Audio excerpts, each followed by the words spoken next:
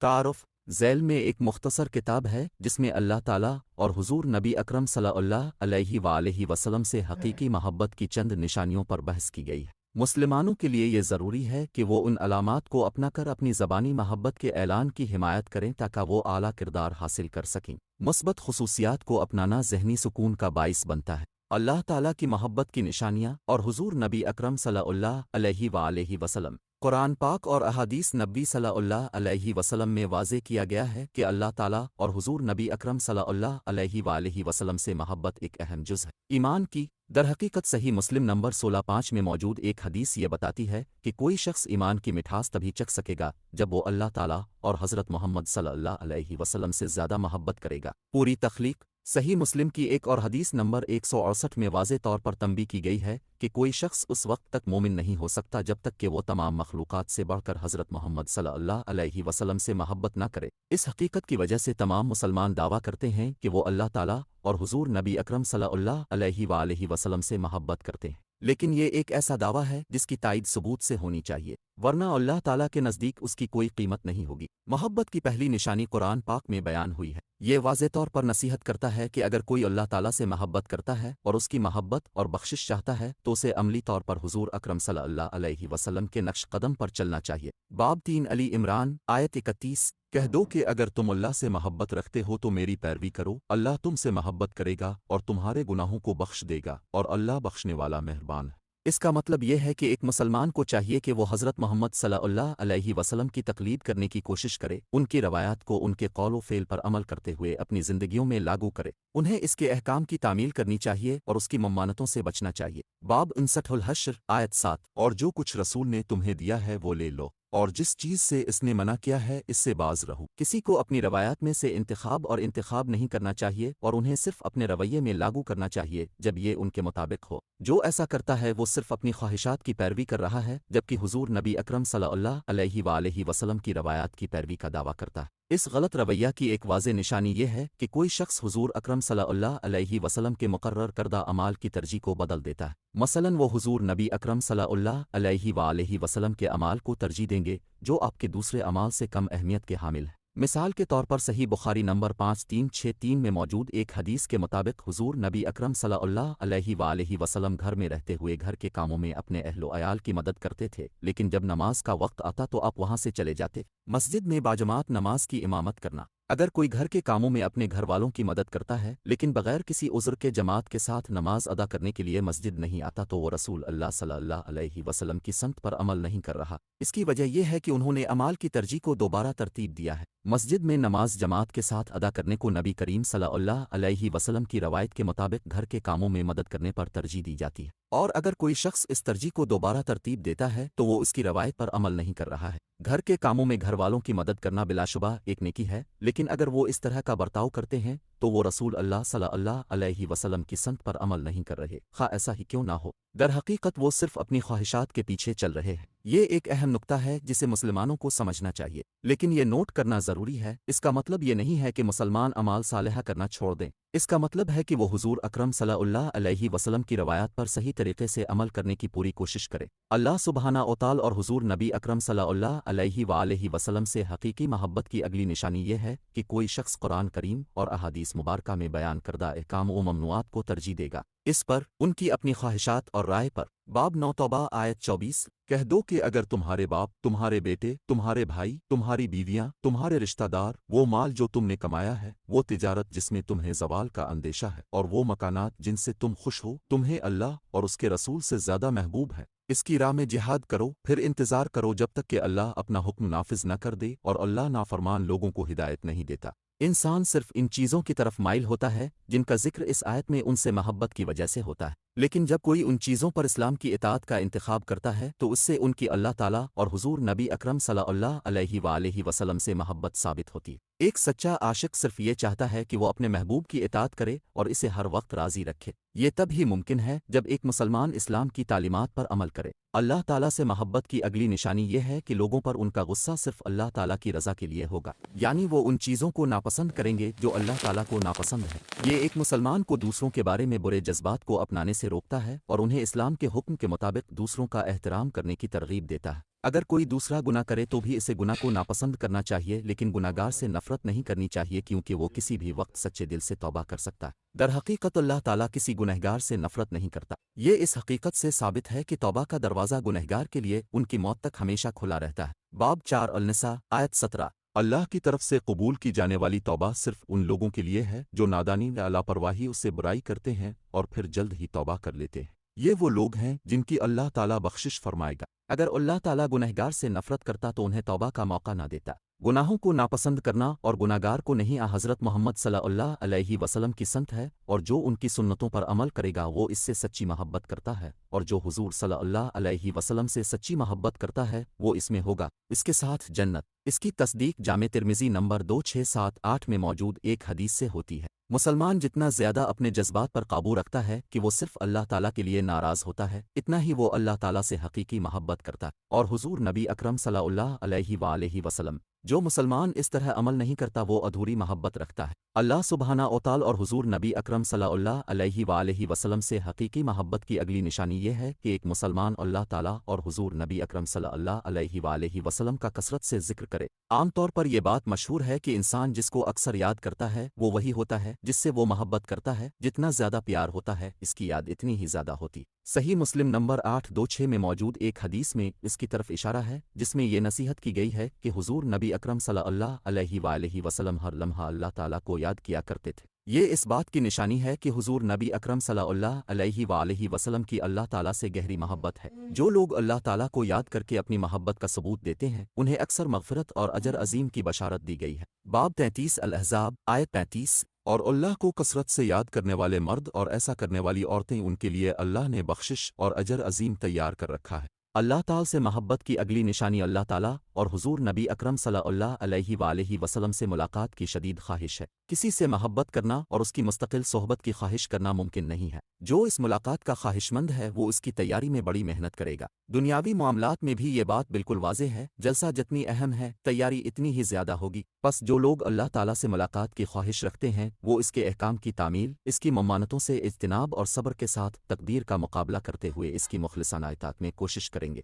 कुरान पाक में उसकी तरफ इशारा किया गया है। बाब 18 अल-कहफ आयत 110। बस जो अपने रब से मुलाकात की उम्मीद रखता हो उसे चाहिए कि नेक काम करे और अपने रब की इबादत में किसी को शरीक ना करे। इस अलामत का ताल्लुक साबिका से है, जैसा कि अल्लाह ताला ने सही बुखारी नंबर 7405 में मौजूद एक आसमानी हदीस में वाज़े तौर पर ऐलान किया है कि वो इसके साथ है जो इसे याद करता है। बस अगर कोई अल्लाह ताला की सोहबत का ख़्वाह है तो वो इसकी मुखलिसाना इताअत के ज़रिए इसे मुसलसल याद करेगा। जो लोग हुजूर नबी अकरम सल्लल्लाहु अलैहि वसल्लम से मिलने की ख्वाहिश रखते हैं वो आपकी रवायात पर अमल करने में जल्दी करेंगे, खुसूसन वो जो इस बात पर दलालत करती हैं कि उन पर अमल करना आखिरत में इसके साथ होगा। मिसाल के तौर पर सही बुखारी नंबर 5304 में मौजूद एक हदीस में ये नसीहत है कि जो शख्स अल्लाह ताला की रज़ा के लिए किसी यतीम की कफ़ालत करेगा वो रसूल अल्लाह सल्लल्लाहु अलैहि वसल्लम के साथ होगा। इसके बाद सहाबा किराम रज़ी अल्लाह अन्हुम ने इस निशानी को पूरी तरह पूरा किया, क्योंकि वो मुसलसल अल्लाह ताला और हज़रत मोहम्मद सल्लल्लाहु अलैहि वसल्लम की सोहबत की आरज़ू रखते थे। कुरान पाक ने बाब 3 अल-इमरान आयत 159 में सहाबा किराम रज़ी अल्लाह अन्हुम की इस खुसूसियत की तरफ इशारा किया है। बस अल्लाह की रहमत से अपने उनके साथ नरमी की, और अगर तुम बदतमीज़ होते और दिल में सख्त होते तो वो तुम्हारे इर्द गिर्द से हट जाते। अल्लाह सुब्हाना व तआला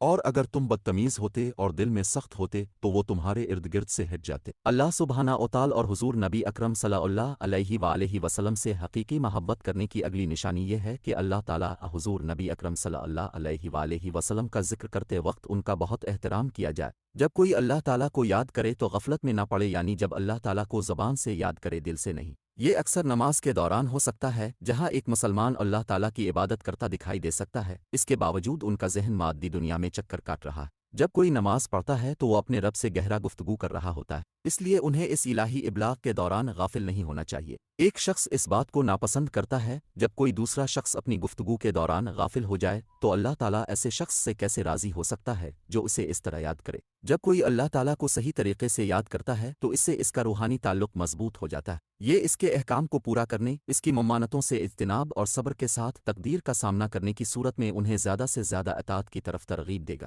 غور طلب بات یہ ہے کہ اگرچہ ایک مسلمان کو اپنے دل اور زبان سے اللہ تعالیٰ کو یاد کرنے کی کوشش کرنی چاہیے، اگر وہ اپنے دل کو شامل کرنے کی کوشش کرے تو اسے اللہ تعالیٰ کا ذکر ہرگز ترک نہیں کرنا چاہیے، جیسا کہ اللہ تعالیٰ کو صرف زبان سے یاد کرنا اس کو بالکل یاد نہ کرنے سے کہیں بہتر ہے۔ جب کوئی مسلمان قرآن پاک کی تلاوت کرے تو اسے اس بات کا مکمل ادراک ہونا چاہیے کہ یہ رب العالمین کے کلمات ہیں، اس لیے ان کی تعظیم اور احترام کے ساتھ تلاوت کریں۔ اس احترام کا ایک حصہ یہ ہے کہ ہر لفظ کو صحیح طریقے سے تلفظ کرنے کی پوری کوشش کی جائے۔ یہی وجہ ہے کہ صحیح طریقے سے تلاوت کرنا سیکھنا بہت ضروری ہے، جیسا کہ الفاظ کا غلط تلفظ بعض صورتوں میں لفظ آیت کے معنی کو بدل سکتا ہے، جو کہ ایک سنگین مسئلہ ہے۔ احترام کا دوسرا حصہ یہ ہے کہ قرآن پاک کی تعلیمات کو سمجھنے کی کوشش کی جائے اور انہیں اپنی زندگی میں لاگو کیا جائے۔ قرآن پاک کو اچھے کپڑے میں لپیٹ کر اونچی شیلف پر رکھنا حقیقی تعظیم نہیں ہے، صحیح پڑھنا، سمجھنا اور اس پر عمل کرنا ہے۔ اس کے علاوہ اللہ تعالیٰ کے نام کو بے مقصد استعمال نہیں کرنا چاہیے، جیسے کہ خالی قسمیں کھانا۔ مسلمانوں کو اللہ تعالیٰ کے بابرکت نام کا زیادہ احترام کرنا چاہیے۔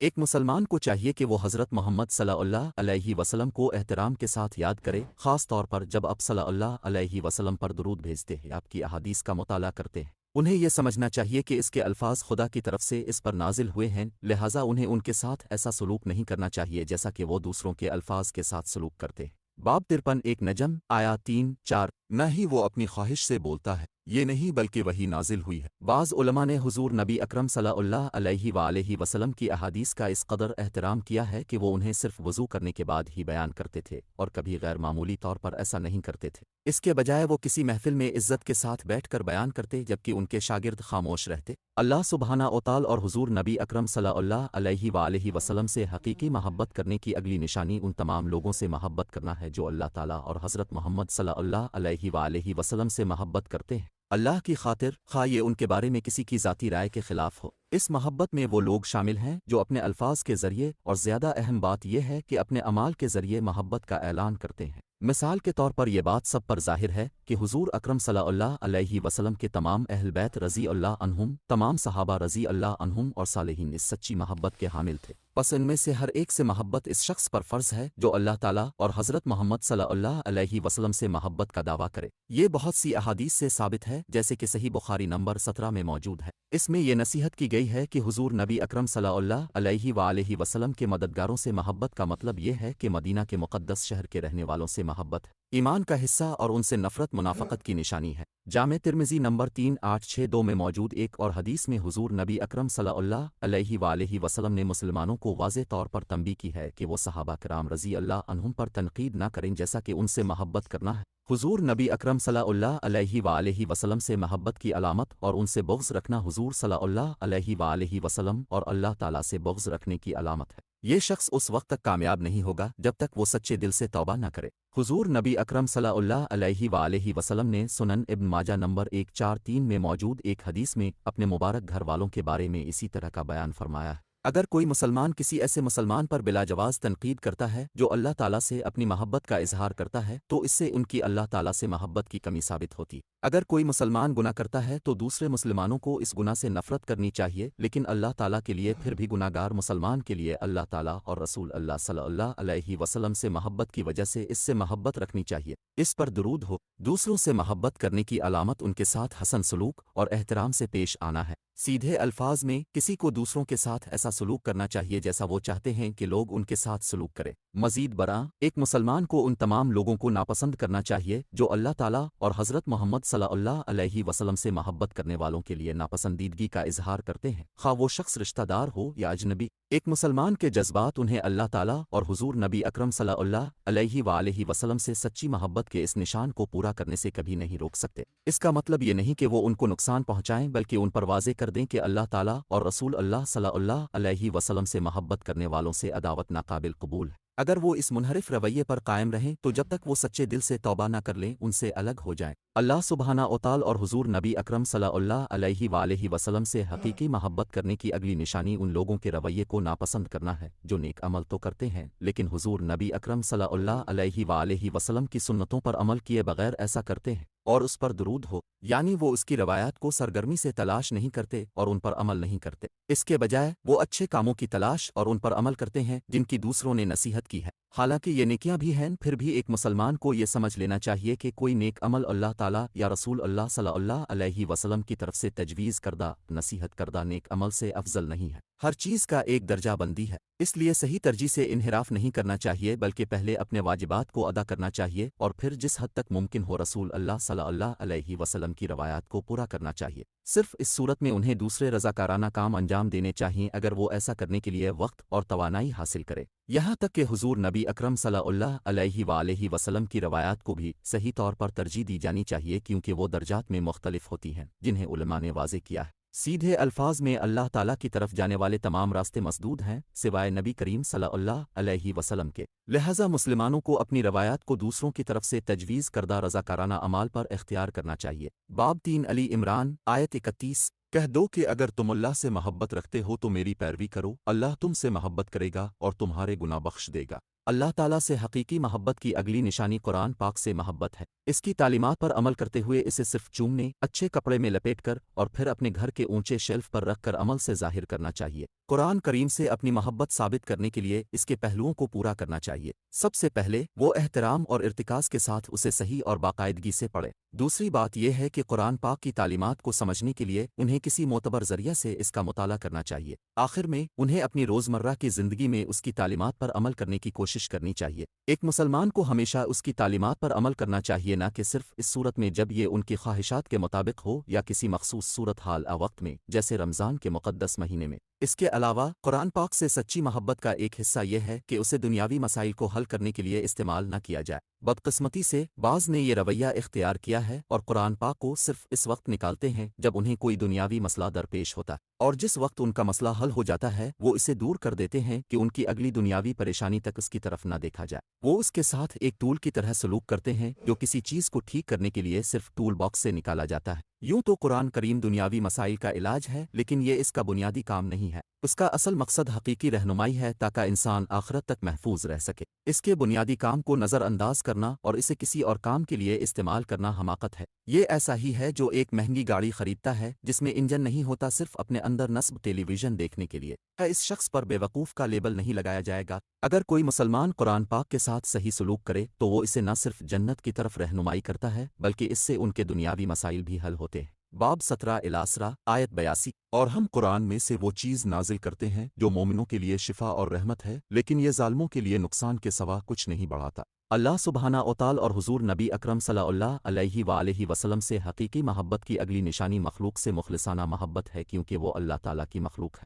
اور خاص طور پر مسلمانوں کے ساتھ خلوص دل سے محبت رکھنا کیونکہ وہ نبی کریم صلی اللہ علیہ وسلم کی امت ہے۔ در حقیقت حضور نبی اکرم صلی اللہ علیہ وآلہ وسلم نے جامع ترمذی نمبر 1926 میں موجود ایک حدیث میں اس بات کی طرف اشارہ کیا ہے جب اپنے یہ نصیحت کی ہے کہ ایمان تمام لوگوں کے لیے مخلص ہونا ہے۔ جامع ترمذی میں موجود ایک اور حدیث نمبر 2515 میں متنبع کیا گیا ہے کہ کوئی شخص اس وقت تک سچا مومن نہیں ہو سکتا جب تک وہ دوسروں کے لیے وہی پسند نہ کرے جو وہ اپنے لیے پسند کرتا ہے۔ جیسا کہ اللہ تعالیٰ مخلوق پر مہربان ہے، اپنی لامحدود عظمت کے مطابق مسلمانوں کو چاہیے کہ اللہ تعالیٰ کے لیے مخلوق پر رحم کرتے ہوئے ان سے محبت کرے۔ یہ نوٹ کرنا ضروری ہے کہ یہ محبت صرف الفاظ کے ذریعے نہیں بلکہ اپنے عمل سے ظاہر ہونی چاہیے۔ تخلیق سے مخلصانہ محبت رکھنے میں ان کے لیے بھلائی کی خواہش کرنا اور ان کے لیے چیزوں کو بہتر بنانے کے لیے جو کچھ ہو سکتا ہے وہ کرنا شامل ہے، جیسے مالی اور جذباتی مدد۔ لوگوں سے محبت کا یہ ایک حصہ ہے کہ جب کوئی خوش ہوتا ہے تو خوش ہوتا ہے اور جب وہ غمگین ہوتا ہے جب تک کہ ان کا رویہ اسلام کی تعلیمات کے خلاف نہ ہو۔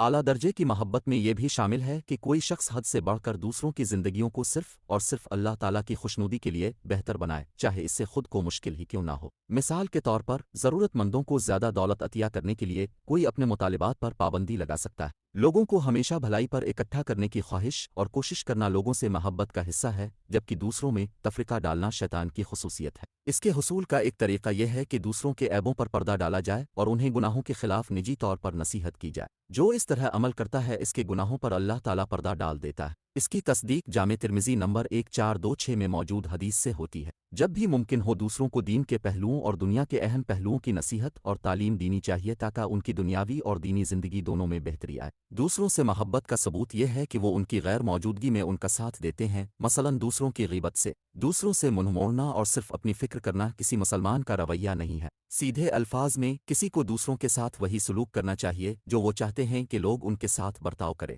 اللہ سبحانہ وتعالی اور حضور نبی اکرم صلی اللہ علیہ وآلہ وسلم سے حقیقی محبت کی اگلی نشانی آخرت سے محبت اور مادی دنیا سے کنارہ کشی ہے۔ اس کی وجہ یہ ہے کہ مادی دنیا انسان کو اللہ تعالیٰ اور حضرت محمد صلی اللہ علیہ وسلم کی یاد سے منہ موڑنے کی ترغیب دیتی ہے، جبکہ آخرت اللہ تعالیٰ کی اطاعت، اس کے احکام کی تعمیل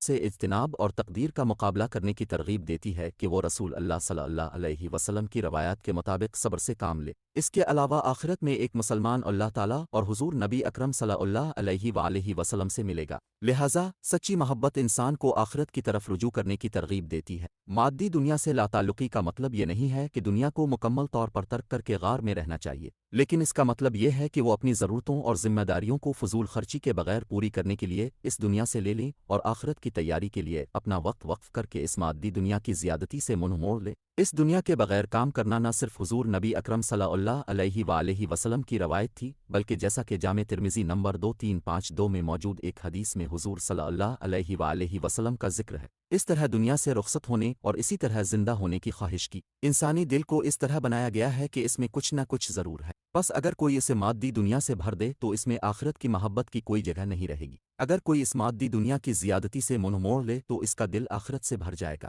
یہ انہیں اللہ تعالیٰ کی مخلصانہ اطاعت کے ذریعے اس کے لیے تیاری کرنے کی ترغیب دے گا۔ اس سے اللہ عز و جل اور حضرت محمد صلی اللہ علیہ وسلم کی سچی محبت پیدا ہوگی۔ ان تمام مسلمانوں پر فرض ہے جو اللہ تعالیٰ اور حضور نبی اکرم صلی اللہ علیہ وآلہ وسلم سے محبت کا دعویٰ کرتے ہیں، ان نشانیوں کو اختیار کریں جن پر اس مختصر کتاب میں بحث کی گئی ہے۔ یہ اس بات کو یقینی بنائے گا کہ وہ اپنی محبت کو صرف الفاظ سے نہیں بلکہ عمل سے ثابت کریں گے، اور تب ہی اس سے انہیں دونوں جہانوں میں فائدہ ہوگا۔ ہماری ویب سائٹ www.shekpod.com پر 400 سے زیادہ مفت e books, audio books, infographics, podcast اور بلاگ دستیاب ہے۔